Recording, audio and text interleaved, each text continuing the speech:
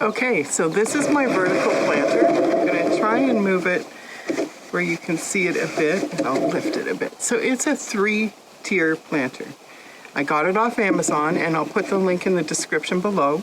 I don't make any money from that, but I just want to be able to share with you what I've used and what I've found works well, because actually I only bought one the first time, and because I wasn't sure, like, you can't judge quality. I didn't know how flimsy it would be, but as soon as I opened it and got it out, I actually ordered another one, so I have 2. Now, why vertical planting? Well, for me personally, the main impetus was that we are hoping to list and sell our home here. It's been a slow process, but whatever, we're making progress. And I don't know when it's going to sell, or if it will sell, or if I'll be moving. So I was getting the itch to grow things. My daughter up north has started a garden for us. We bought some seeds and planted things there because that's where we want to end up. But however, I don't know how long that will be, and I still wanted some things to use fresh, like herbs and things. So I thought, okay, I'm going to get one of these, because if the house sells, I can take this with me. I'm not leaving a garden full of things that I've planted and worked hard on, and not getting the use out of it. So this is why I bought it. But beyond that, it is portable. Again, just it works in that scenario, but it also works in a number of other scenarios. Right now, I probably jumped the gun a little bit planting this early. It's not even May 24th yet. So there's always still a chance of frost. And I can take this in the house if it's going to frost that night. The other thing is I plan on, at least the herb part of it, growing them all winter. So once the season's over and it can't be outside anymore, I want to take it in for the winter and see if I can keep fresh herbs growing over the winter. So that's just a few reasons. The other thing is when it's in a vertical planter like this and it pours rain in a garden, you get a lot of splashback from the dirt and water. And your plants sometimes get fungus and stuff from being down near the ground, pests, that kind of thing. So this eliminates a lot of that. I don't know yet for sure that you will get no pests or no weeds, but it certainly is at a minimal level. So that's another reason. And they're pretty. And you can put flowers, and you can put vegetables, and you can put herbs, you can put whatever you want in here. So that's just some of the reasons for vertical planting. How I did this, these layers, tiers, come apart, and there's 3 sections in each one. So theoretically, you could plant 9 different plants in this 3-tier planter. So I have planted bush beans on the bottom of this one because I love green beans in the summer. I planted spinach on the second one, and the top one I planted all over with kale. So this is basically my salad planter, other than the beans. So that's what I started with. And they recommend, people that I've watched, that you use potting soil, a good quality organic potting soil.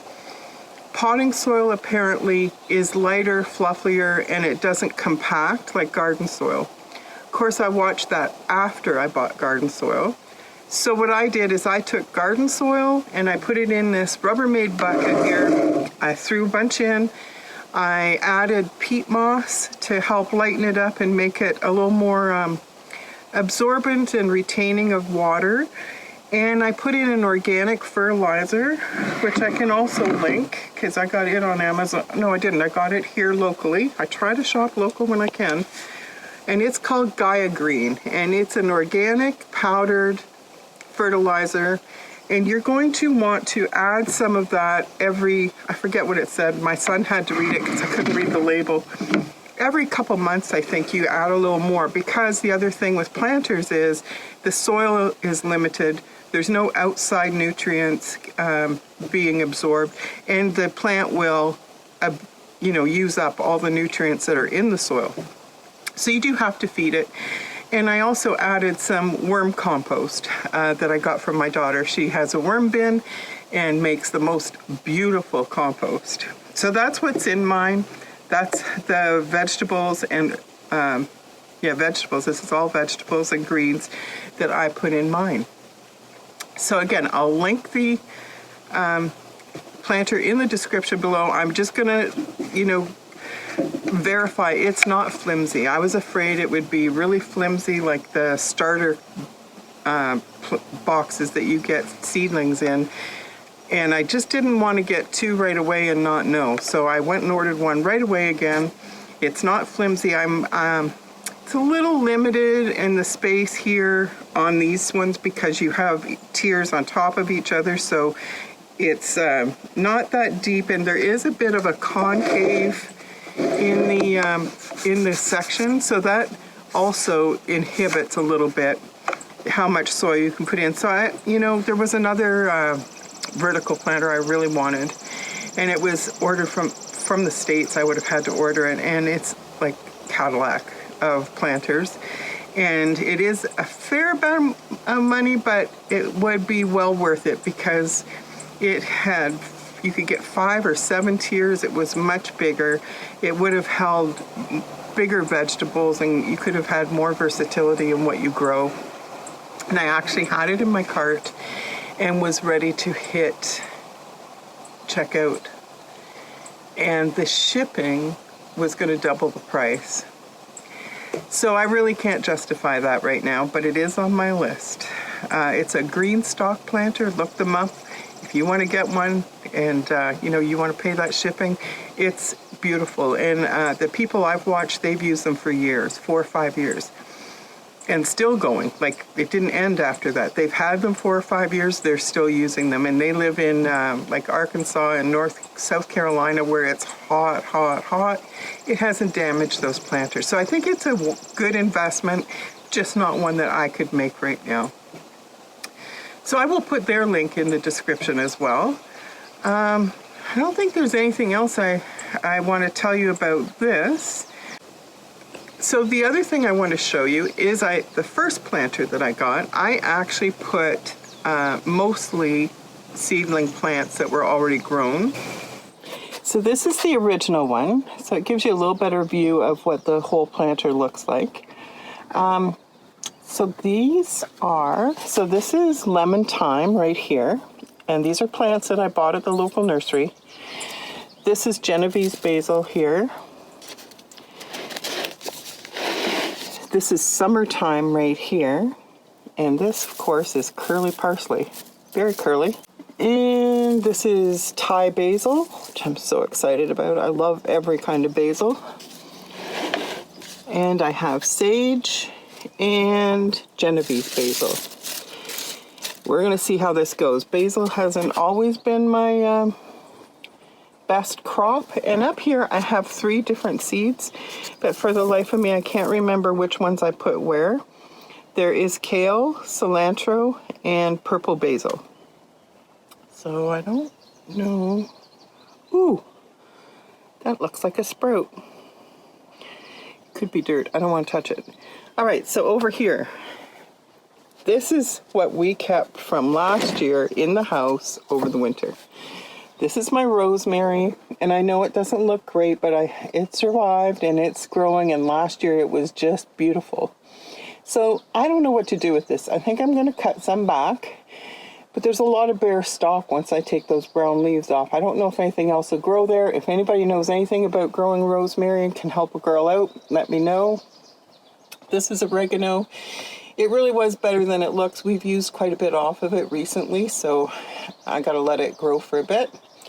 This is thyme. I'm not sure. This is from last year. It's looking dry, but we'll see, because I'm going to show you my claim to fame in a minute, which is what gives me hope for this time. These are chives. We've had these for a couple years. They made it over the winter. Now, here is my claim to fame. Now, I just said I don't grow basil very well. You would not believe how much basil would not grow right in my garden. I don't know what I do. This thing we brought in last summer. Now, doesn't this look pathetic. However, this is a success story because all winter long, and I cut them all down, but there were dead sticks like this everywhere. I was sure the thing had died. I'm still kind of sure it had died. However, this spring, it suddenly popped new shoots. This one, I have no idea what it's doing because it's growing way sideways, right out the side of the branch. So that's my other dilemma now. Part of me, because it's butt ugly, I'm thinking I should cut it off and start their own plants in their own pot. But I'm afraid to touch it. It's worked so hard to get to where it is. So again, if anybody has advice, let me know, because I'm all ears. Again, if you like this video, I'm trying to build my YouTube channel, and it really does help if you hit like underneath this video. The other thing is, if you're interested in seeing more content and videos as I upload them, then hit subscribe down below, and you're going to see a little bell pop up, and just click on it, go up to the top to receive all notifications, and that way, you know, you're not going to miss something. I have not been really regular in doing these, partly because I'm learning. I actually shot this video yesterday, and when I looked at it, I thought, yeah, I'm not putting that one up. I'm learning, so I make mistakes, mess things up, so we're doing a retake today. Yesterday I was going to show you actually me planting this, but c'est la vie. Learning, growing, and I'm just happy to have you guys with me. So I'm just saying, it's not going to be professional, it's not going to be polished, but it will be everything I'm learning, everything that I'm doing as far as kitchen. And you know, if that interests you, or you just want to follow along on our journey, we're on quite an adventure right now with moving and changing, so many changes in our lives right now. Sorry. So if you want to follow along with that, then please hit subscribe and leave comments below. I'd love to connect with you. Just let me know what you think. If you have questions, if you have ideas, I'm new at this. If you got better ideas, anything I mention and you say, no, you could do this better, please, please. I mean, I am all over that. I'm so willing to learn. And I've never been a gardener. I love getting the fresh vegetables and stuff, but never really wanted to play in the dirt. But this year has been different, and I'm going to explain more about that in my intro video, and I'll put a link for that up here. So anyway, guys, have a good day. It's Friday here, the day I'm recording this, so phew, we made it.